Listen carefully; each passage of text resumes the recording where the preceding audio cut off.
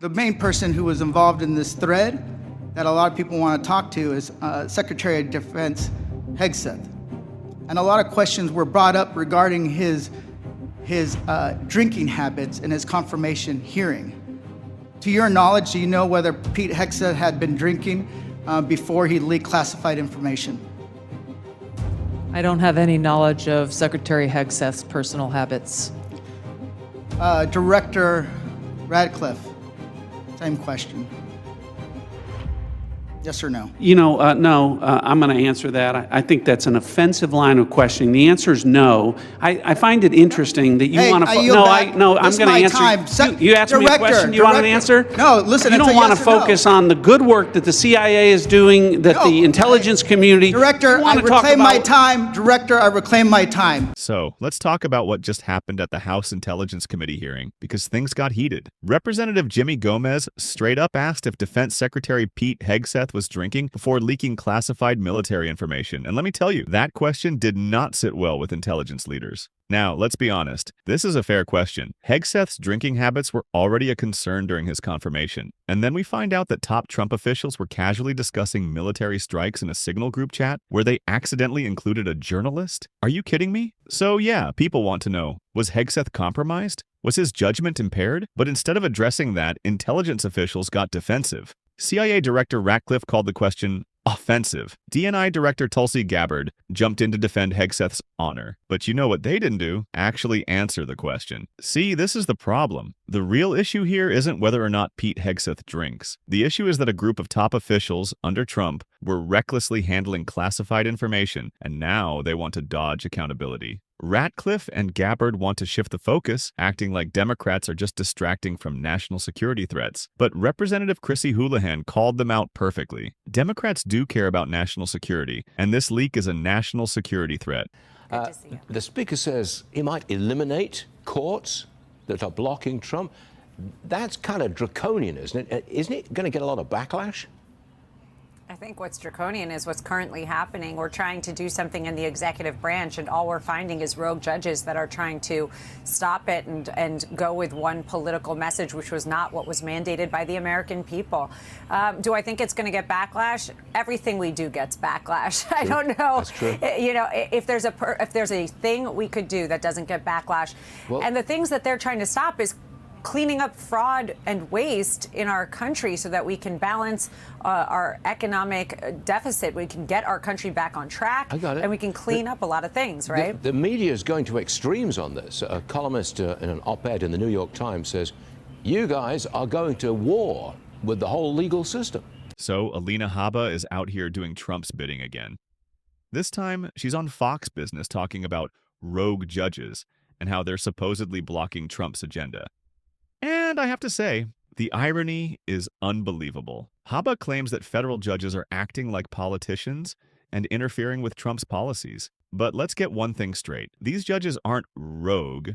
They're just doing their jobs. Trump and his allies hate when the courts hold them accountable. Whether it's blocking his attempts to strip education funding, stopping his push to eliminate birthright citizenship, or rejecting his abuse of executive power, judges are following the law, not playing politics. And let's talk about why Habba is making these claims. Trump's legal troubles are piling up. His policies keep getting challenged in court. So now, instead of admitting that maybe he's overstepping his power, they're trying to delegitimize the entire judicial system. When you hear Trump allies like Habba talk about rogue judges, what they really mean is judges who don't blindly let Trump do whatever he wants. Because let's be honest, when the courts do rule in his favor, suddenly they're the greatest thing ever. So let me get this straight. When the Supreme Court guts voting rights, reproductive rights, and affirmative action, that's just fine. But when courts block Trump's unconstitutional power grabs, suddenly they're activists and out of control? Make it make sense. This is dangerous. When politicians attack the courts, they're laying the groundwork to ignore the rule of law completely. If Trump wins in November, do we really think he'll stop at just complaining about judges? Or is this setting the stage for him to outright defy court rulings he doesn't like?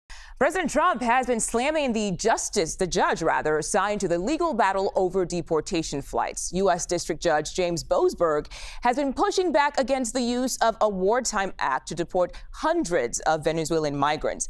Now it turns out Judge Boasberg has actually been assigned to another high-profile case, this one surrounding the fallout. The temporary restraining order that Judge Boasberg put on the deportation of these alleged Tren de Aragua gang members, it's very well possible that they would allow Judge Boasberg to continue the road that he's on, which is to find more answers from the government, especially in what steps they are taking to give rights and due process to these people who have been deported and who would be deported if the order were lifted. Judge Boasberg was assigned to a case, and again, this selection process is random. He was assigned to a case in American Oversight versus Hegseth. So let's talk about accountability, because once again, the Trump administration is facing a legal mess of its own making. And this time, it's all about the reckless use of signal to coordinate military strikes. And guess who's overseeing the case? Judge James Boasberg, the same judge Trump attacked over deportation rulings. This lawsuit, brought by American Oversight, is about more than just a messaging app. It's about transparency. It's about following the law. You have top officials, Defense Secretary Pete Hegseth and Secretary of State Marco Rubio, allegedly using a private, encrypted chat to discuss something as serious as a military strike in Yemen. That's not just careless. That's dangerous. And the only reason we even know about it? A whoopsie moment where journalist Jeffrey Goldberg was mistakenly added to the chat. You really can't make this up. These are the people claiming they're the adults in the room, yet they're out here treating classified discussions like a fantasy football group chat. Boasberg's role and Trump's hypocrisy. And now Judge Boasberg is the one handling this case, the same judge Trump and his allies went after for blocking their deportation flights of Venezuelan asylum seekers. Which is a new lawsuit by a left-leaning watchdog group that has sued the Trump administration, including Secretary of Defense Pete Hegseth and CIA Director John Ratcliffe, over this Signal Gate issue, claiming that there's a violation of the Federal Records Act, and that because some of the messages in that chat, based on the Atlantic's reporting, were set to self-destruct after a certain number of days, that the administration, because they were having these official conversations that were not on classified servers, that there is a violation of and a destruction of real government documents. This group claims that the Trump administration is in violation of that. We'll see what comes out of it, but certainly just another high-profile case down here in Washington, D.C., under now a high-profile judge who really had kept his name out of the news for a while after those January 6 cases kind of had run through his courtroom, and now he's back with two pressing issues. I'm sure that the president will respond to this in short order. Trump called him biased, unfit, and even pushed for his impeachment. And now this same judge is in charge of deciding whether Trump's administration followed the law with their secret signal chats. You know what they say, what goes around comes around. And if you believe in karma, well, this is a textbook case. Stay tuned, because this is just getting started. Karoline, so why aren't launch times on a mission strike classified? Again, I would defer you to the Secretary of Defense's statement he put out this morning. There were various reasons he listed, things that were not included in that messaging thread that were not classified. And again, going back to the American public,